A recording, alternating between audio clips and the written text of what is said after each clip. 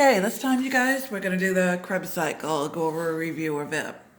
So, we had started out with glucose. We went from glucose to pyruvate.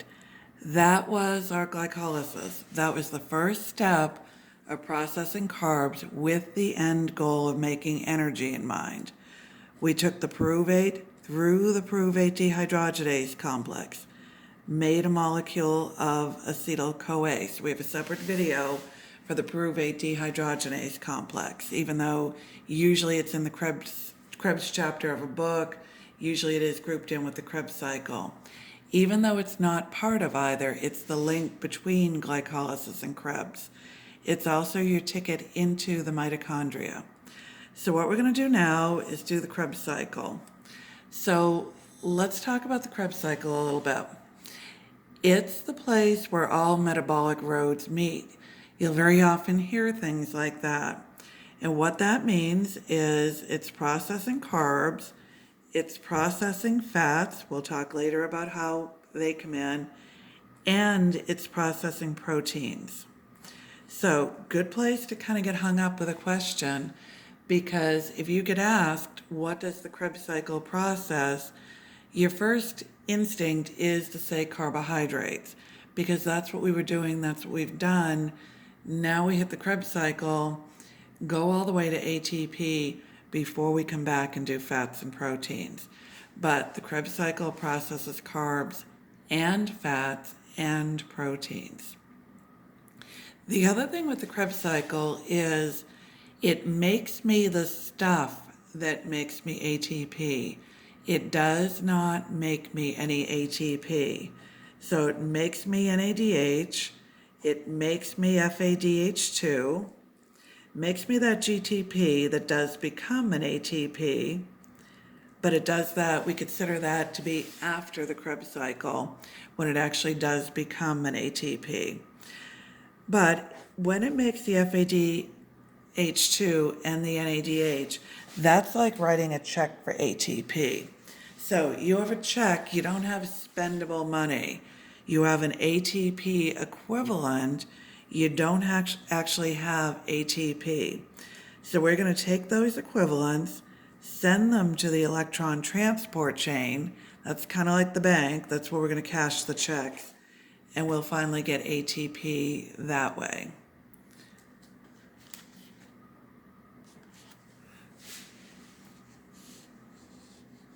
Okay, so this is the diagram that we used in class. So this is the one that you use, made your cheat sheet from, things like that. Quarter 2, I have a color copy of it posted online for you to work with and work your way through. It comes from the Garrett and Grisham book. I like that it has the structures, but I like pictures. Some of you guys won't like that. To you, it's clutter. You'll want a cleaner diagram. But like everything, you have got to go through the structures at least once, see what's going on, see what kind of reactions they are, how they're happening, to have the understanding that will make you own this stuff. And you have to own it to retain it, to be able to do it during boards and everything. And more importantly, you have got to own it to be able to apply it to patient care. So we did the pyruvate dehydrogenase complex. There's another video from that. That took us from pyruvate to acetyl-CoA. Now we have that molecule of acetyl-CoA. We're going to kick off the Krebs cycle. So the Krebs cycle is a cycle. Any process that is a cycle has to have a molecule that's both a product and a reactant. The molecule that's both a product and a reactant of the Krebs cycle is the 4-carbon molecule called oxaloacetate. Here's the thing though, when you first look at the Krebs cycle, you look at it and think, what am I accomplishing? I start with the same molecule, I end with, what did I accomplish? Well, you do start with the molecule you ended with, but oxaloacetate is a fairly low energy molecule. At the point at which I have that acetyl-CoA, that's where my energy is that I got from the food that I ate. So you ate your Oreos, your Hostess cupcakes, whatever you ate. You got the glucose, The energy went to pyruvate minus a couple of ATP. The energy now went to acetyl-CoA minus a little bit of energy from the NADH. So we still have a really decent amount of energy contained in this acetyl-CoA. We don't get it back. So it goes in and goes through the steps. Here's the thing you tend to do in the Krebs cycle that takes the focus off of the energy producing molecules. Like every process, one of the things you have to know is what molecule makes what molecule makes what molecule. Just a standard thing you have to know. So acetyl-CoA and oxaloacetate react to make citrate, make isocitrate, so on, so on, so on, all the way around. We have a mnemonic for that, just to remember what makes what. But we tend to focus on that. But here's where the energy goes. In several of the reactions, I have the reactions are oxidations. Of course, when I oxidize, I reduce something. So I make NADH, I make another NADH, I make an FADH2, and we're going to come back and talk about those in the individual reactions when we do it. But those are high energy molecules. They're electron carriers loaded up with electrons. When they're loaded up with electrons, that's where the energy is. So the energy that was in that acetyl-CoA is going to end up in these NADHs, the FADH2, the other NADH, as we go around. So the molecules you tend to focus on, because you know you can get asked what makes what, they're losing energy as they go around, till we finally get back to this oxaloacetate, which has very little energy in it. The energy came from the acetyl-CoA, it went to the NADHs, the FADH2, the GTP. Then those molecules, not the GTP, but the NADHs and the FADH2s are the high energy molecules. They're containing the energy. They'll go then to electron transport. Then from electron transport, you're going to get their energy, use that energy to make a high energy phosphate bond, as in convert an ADP to an ATP, or multiple ADPs to ATP. So that's where our energy comes from and how we get the energy. So now let's look at some of the nitty-gritty. Where does it happen? It happens in the mitochondria, happens in the mitochondria of any cell that has mitochondria. A lot of implications of that in terms of your physiology. One of the simplest is muscle tissue has more mitochondria than fatty tissue. So muscle tissue takes more energy to run. That has huge implications in our physiology. Some of you guys have spent a lot of time on that. You will spend some time on that as you go along. So anyway, the nitty-gritty steps. I'm going to take that 4-carbon oxaloacetate. I'm going to take my 2-carbon acetyl-CoA. I'm going to drop my CoA, condense those two molecules into a molecule of citrate. Into a molecule of citrate. Citrate synthase is my enzyme that does that, and it's a regulatory enzyme. All of the regulatory enzymes of the Krebs cycle are regulated by energy. Pretty simple there because it's an energy-making process. So if I have energy, I shut those down, shut down the Krebs cycle, go and do something else. One of my big something else's is I can go and make fats. So put energy into my long-term storage. If I need energy, I fire up those enzymes to fire up the Krebs cycle, make my energy.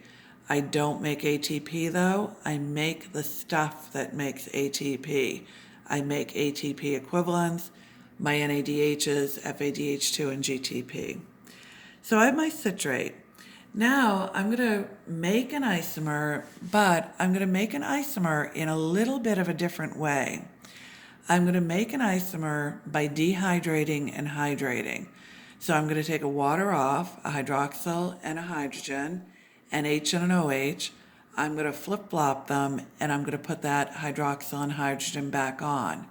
The hydroxyl will go on the hydrogen, or on the carbon the hydrogen came off of.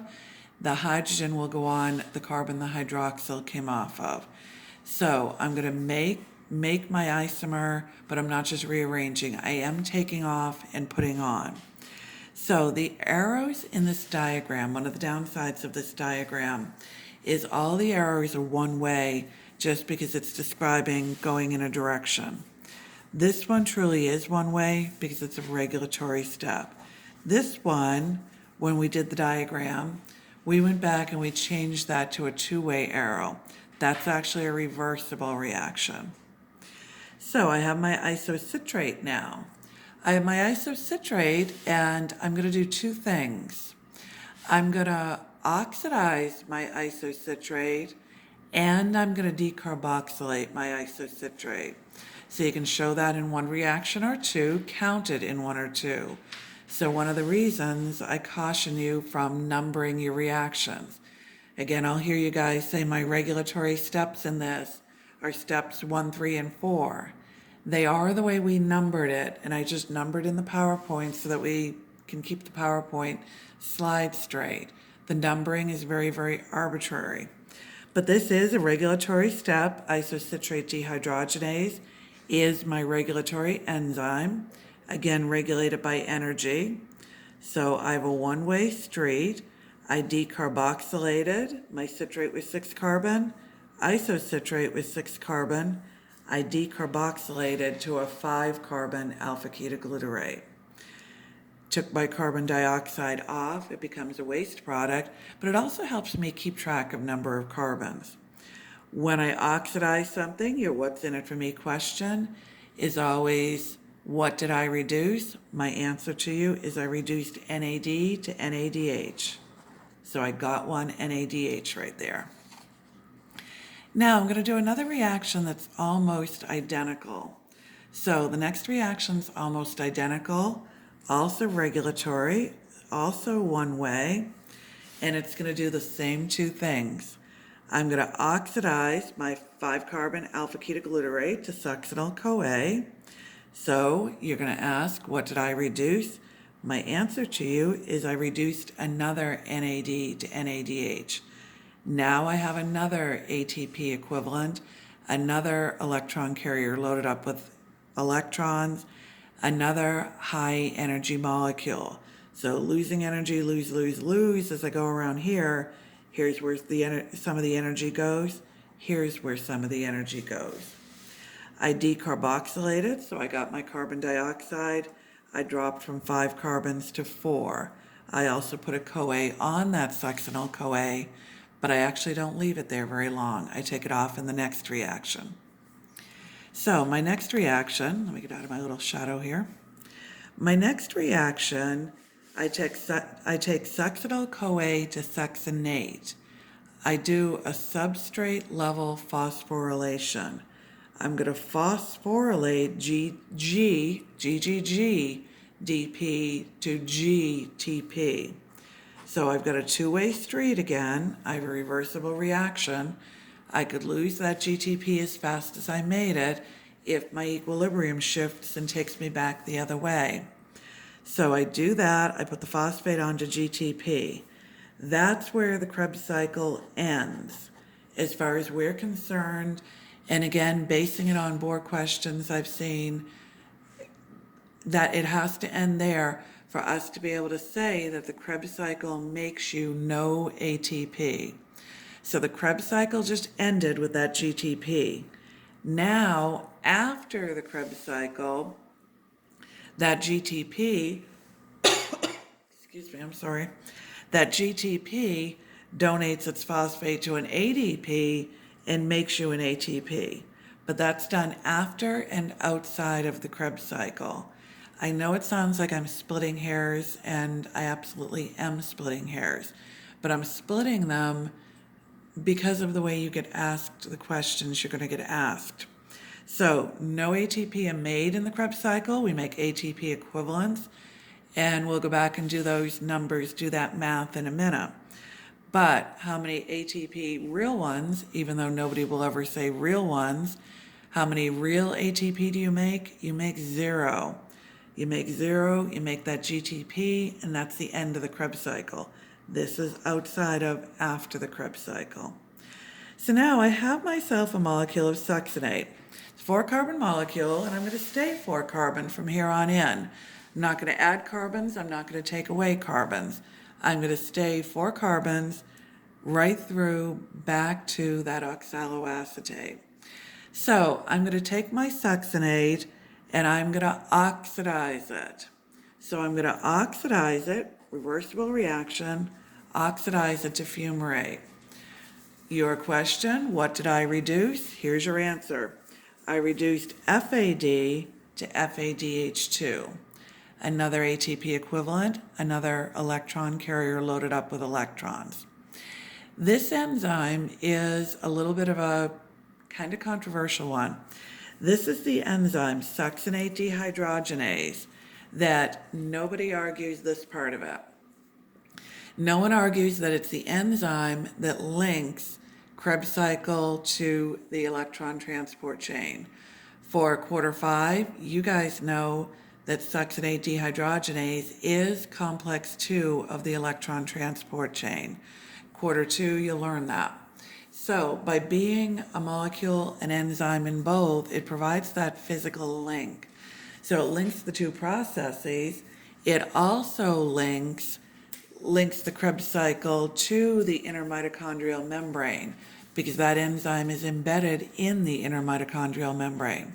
So nobody argues that. What will differ from book to book is whether succinate dehydrogenase is regulatory or not. So remember we talked about if your feet are held to the fire and you have to call it regulatory, do it. Because it does have a regulatory effect because of its link to electron transport. Or if your feet are held to the fire and you have to call something else, or have to call it not regulatory, do that too. No one argues citrate synthase, isocitrate dehydrogenase, and alpha-ketoglutarate dehydrogenase, that all 3 of those are regulatory, always regulatory, no argument on the regulatory, and all regulated by energy. This one, we play with the definition a little bit on that. So anyway, I oxidize my succinate to fumarate. I oxidize my succinate to fumarate while I reduce FAD to FADH2. Now, I've got this double bond in there I'm not too excited about because I want to oxidize again. So, like I very often do, between 2 oxidations, I'm going to do a hydration. I'm going to open that double bond up. I'm going to put a hydrogen and a hydroxyl on there, hydrate it, and then I'm ready to oxidize again. So all I do is put a water in here, reversible reaction again, the water is going in, so I get my malate. Same energy, same everything. I didn't get anything usable in terms of getting an ATP equivalent. Now I've got my malate, I'm ready to oxidize one more time. So I'm going to oxidize my malate back to oxaloacetate. I'm going to get the last little bit of energy out of this molecule. Again, reversible reaction. I'm going to reduce NAD to NADH when I do that. So I've gotten my 3rd NADH now. I've drained all the energy, in a sense, out of that acetyl-CoA. So what I've ended up with in the process of doing that is 3 NADHs, 1 FADH2, and 1 GTP. So those are the molecules that I made in the Krebs cycle. So now let's talk about how to remember this, and then we're going to go do some accounting. So every process, you have to know what makes what. Easy way to remember it is a little mnemonic, a little PG rated, but I don't mean to offend anyone, but we'll do it. We'll do the mnemonic, not offend you, I hope. So anyway, let's look at the mnemonic for this. Let's take again the first letter of each word. We're going to ask a question. So, first letter of citrate, C. So my word is going to be can. Isocitrate is an I, can I? We're going to ask a question. Alpha-ketoglutarate, we're going to use the K. Can I keep? We're going to keep something for our office, and I'm just using this for the mnemonic, and no disrespect to anybody intended, but I'm going to use my 2 S's, my succinyl-CoA and my succinate. Can I keep sex slaves? Can I keep sex slaves? I'm going to use the F for fumarate, for, M for malate, my, O for oxaloacetate, office. Can I keep sex slaves for my office? Well, I have an answer for you for that. My answer to you is the products of the Krebs cycle. So initially when we talked about mnemonics, we said we're doing mnemonics for a couple reasons. One is the why not, if it's going to help you. The other one is there's very often holes in the mnemonic. So here's my answer to you. My answer is the products of the Krebs cycle. So the first product of the Krebs cycle is NADH. Starts with N, so no. Second one is NADH, no, no, no. Next product is GTP, go. FADH2, find. Third product is NADH again, nurses. So my answer to you is no, no, go find nurses.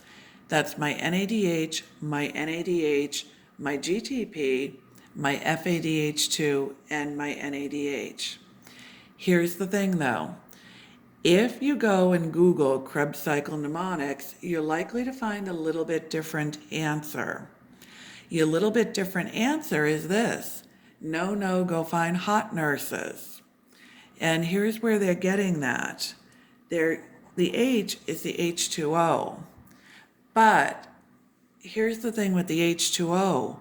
It's not a product, or it's not a product, it's a reactant.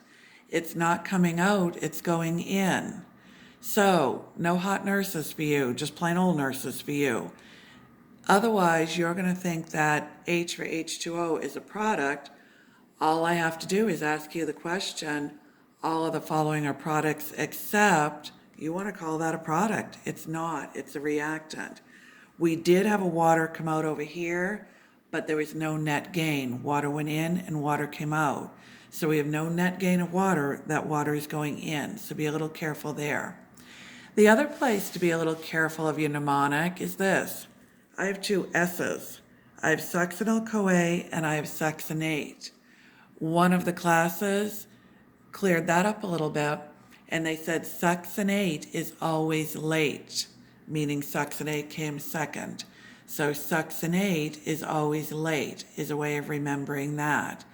But like everything with every mnemonic, especially in multiple choice, make sure you know your stuff anyway. If I ask you, or if anyone else asks you, what does alpha-ketoglutarate make?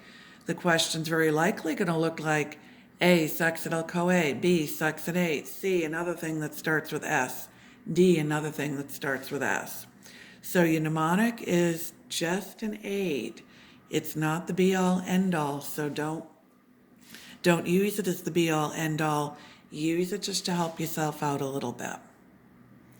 Okay, the next thing we're going to do is we're going to account for ATPs.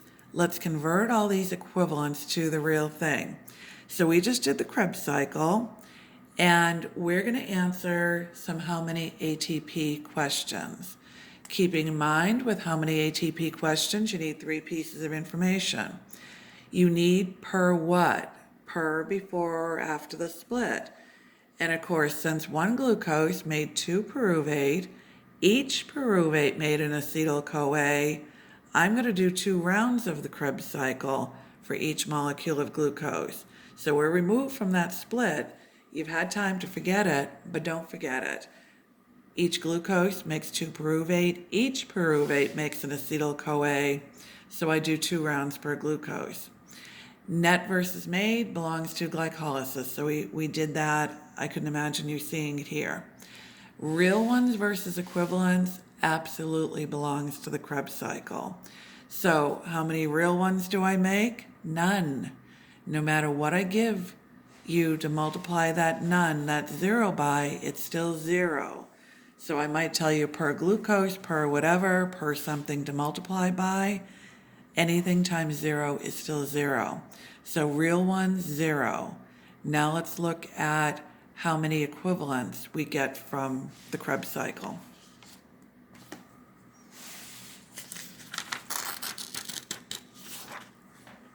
So in the Krebs cycle, I went through and I just made NADH. I made 3 of them. I made an FADH2, I made 1, and I made 1 GTP. So these are all my ATP equivalents. So these are my ATP equivalents. We're going to use numbers not accounting for heat when we convert them to ATP or look at how many ATP they're going to be worth. I know that's kind of old news doing that, but I'm doing that because the board uses questions from years and years and years ago. Leninger just came out in the last few years saying, no, hang on, account for heat, it should be different numbers. I think the odds are higher of you seeing one of the ones with the old numbers not accounting for heat. So 1 NADH is worth 3 ATP per NADH. So that means my NADH, the 3 of them at 3 each, is going to give me 9 ATP. My FADH2 times 1 ATP, times 2 ATP per FADH2 is going to give me 2 ATP because I have 1 FADH2. 1 GTP will give me 1 ATP. So I get 12 ATP equivalents per turn of the Krebs cycle. So I get 12 equivalents per turn. So now let's look at something else. We got some ATP in glycolysis and we got some NADH. We got some NADH in the pyruvate dehydrogenase complex. Then we got these 12 ATP equivalents in each round of the Krebs cycle. So let's count up everything we're ever going to get out of that molecule of glucose. So let's talk about what I did, what I'm doing, where we've been.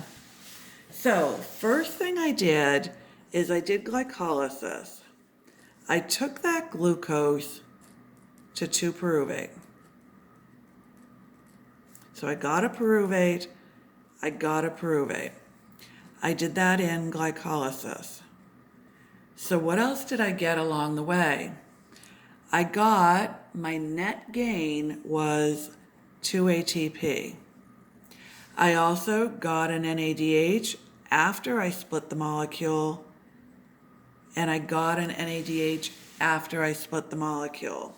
So I also got 2 NADHs times 3 ATP each. That will give me, when I cash those checks, 6 more ATP. So glycolysis to me is worth a total of 8 ATP. But here's something that we mentioned, and I'll remind you again. 1 molecule of glucose is worth 36 to 38 ATP. So we'll say things like glycolysis isn't a particularly efficient process. We're saying that because I just got 8 out of the potential 38. So 8 out of 38 is not a huge return. That's why we say it's not particularly efficient. Now I take that pyruvate and I go to acetyl-CoA. I do my pyruvate dehydrogenase complex. I take my other pyruvate, I go to acetyl-CoA. So this is my pyruvate dehydrogenase complex. My pyruvate dehydrogenase complex gives me an NADH, but I do my pyruvate dehydrogenase complex, of course, twice. 2 pyruvates going to 2 acetyl-CoA give me 2 NADHs. So 2 NADHs are going to give me another 6 ATP. So there's my return from the pyruvate dehydrogenase complex. Now I'm going to do the Krebs cycle.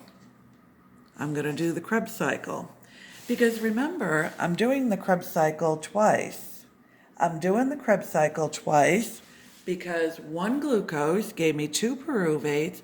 Each pyruvate gave me an acetyl-CoA, so each acetyl-CoA can go through the Krebs cycle. So each Krebs cycle gave me 3 NADH, 1 FADH2, 1 GTP. 3 NADH, 1 FADH2, 1 GTP. So a minute ago, we added that up, 12 ATP equivalents. 12 ATP equivalents. So Krebs then gives me a total of 24 ATP equivalents. So these are the checks I just got written from that glucose. I have checks for 8 ATP, checks for 6 ATP, checks for 24 ATP. So when I take all these equivalents and send them to the electron transport chain, I'm going to get a total of 38 ATP out of that glucose. So right at the beginning when we were talking about glycolysis, we had a table that was similar to this. And I said you can draw it a couple of different ways. So here's the decision you're going to make when you decide how to draw this. You may like this way and use this, or you might change it completely. So here's the analogy for it.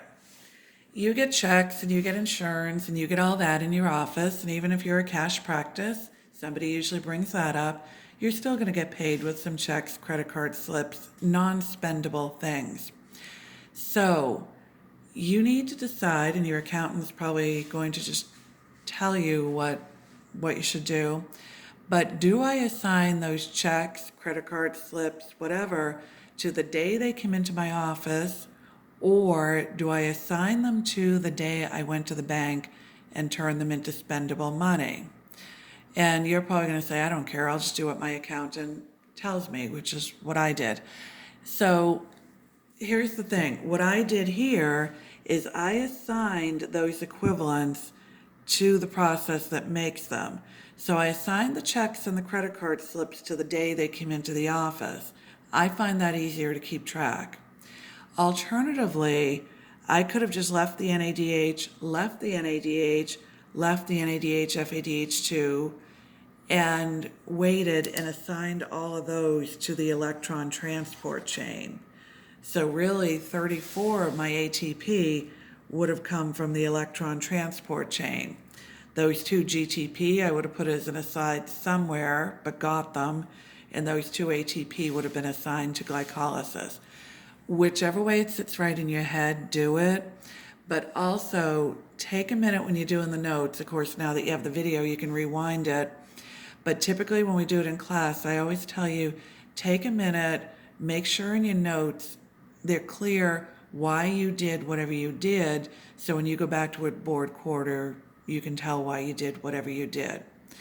So that's it for the Krebs cycle, and we'll do another video.